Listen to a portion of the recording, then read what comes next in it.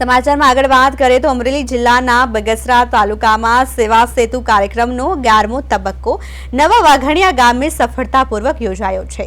રાજ્ય સરકાર દ્વારા કાર્યક્રમ મારફતે ગ્રામ્ય વિસ્તારના લોકોને વિવિધ સરકારી યોજનાઓની માહિતી અને સેવાઓ સ્થળ પર જ ઉપલબ્ધ કરાવવામાં આવી। પ્રાંત અધિકારી કેવી નંદાના માર્ગદર્શન હેઠળ યોજાયેલા કાર્યક્રમમાં મામલતદાર પ્રશાંત ભીંડી સહિત અધિકારીઓ હાજર રહ્યા હતા। બગસરા તાલુકાના કુલ 12 ગામોની આ કાર્યક્રમમાં આવરી લેવામાં આવ્યા હતા, જ્યાં વિવિધ વિભાગોના અધિકારીઓએ અરજદારોના પ્રશ્નોનો સ્થળ પર જ નિકાલ કર્યો।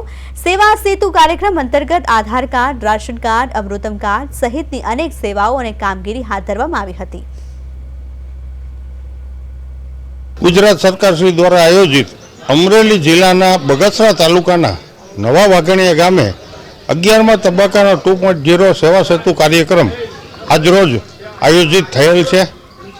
નવા વાઘણિયા ગામે અને આજુબાજુના 12 ગામોને જોડતો આ સેવા સેતુ કાર્યક્રમ ગુજરાત સરકાર દ્વારા યોજવામાં આવેલો છે, જેમાં તાલુકાના તમામ વિભાગના અધિકારીશ્રીઓ, કર્મચારીશ્રીઓ પોતાના વિભાગની સેવાઓ લોકોને છેવાડાના ગામ સુધી મળી રહે તેવા ઉદ્દેશ્યથી આજે આ સેવા સેતુ યોજાઈ રહ્યો છે, જેની અંદર બહોળી સંખ્યામાં નગરજનો પણ ઉપસ્થિત છે। અને મામલતદાર શ્રી ભીંડી સાહેબ દ્વારા આ સેવા સેતુના કાર્યક્રમનું આયોજન કરવામાં આવ્યું છે।